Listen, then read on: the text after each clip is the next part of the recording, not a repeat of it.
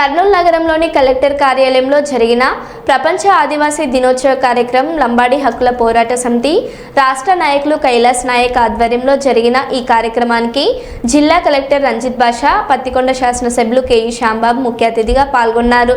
ప్రపంచ ఆదివాసీ దినోత్సవం సందర్భంగా ఆటపాటల్లో గెలుపొందిన వారికి మెమోటోలు, ప్రశంసా పత్రాలు కలెక్టర్ అందజేశారు.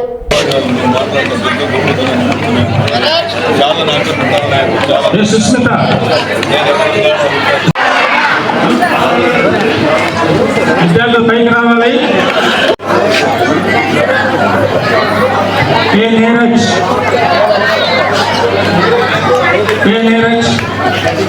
నెక్స్ట్ సుష్మిత,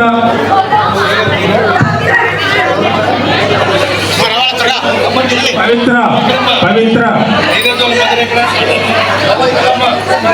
నెక్స్ట్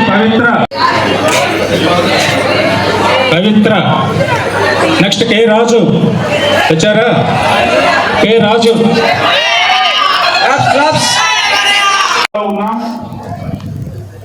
ఒక 30-40 ఏళ్ళ సంవత్సరాల కింద ఎదిక్కిపోతే మన బ్రతుకులు చాలా దుర్భరమైన పరిస్థితుల్లో ఉండేవి.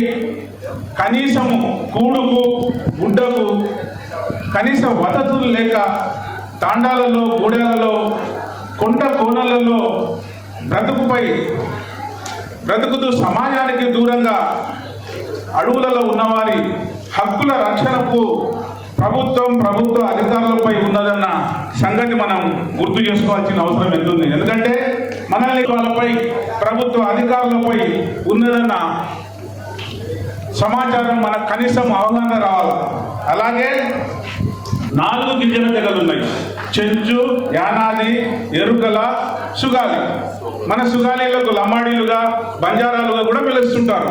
మరి 705గా ఉన్న గిరిజన జాతులలో జనాభా 2000 లెక్కల ప్రకారము 10,43% జనాభా ఈ భారతదేశంలో ఉన్నారు. ప్రపంచం మొత్తం కూడా, అంటే ప్రపంచంలో ఉన్న ఆదివాసులు అందరూ జరుపుకునే పండుగ ఆగస్టు 9. సో ఇప్పుడు అందరూ వక్తలందరూ ఇప్పటికి దాదాపు 2 గంటల నుంచి అందరు వక్తలు ప్రతి ఒక్కరు స్పీచ్ ఇవ్వడం జరిగింది. దీని ఇంపార్టెన్స్ ఏదో మీకు అందరికీ అర్థమై ఉంటుంది.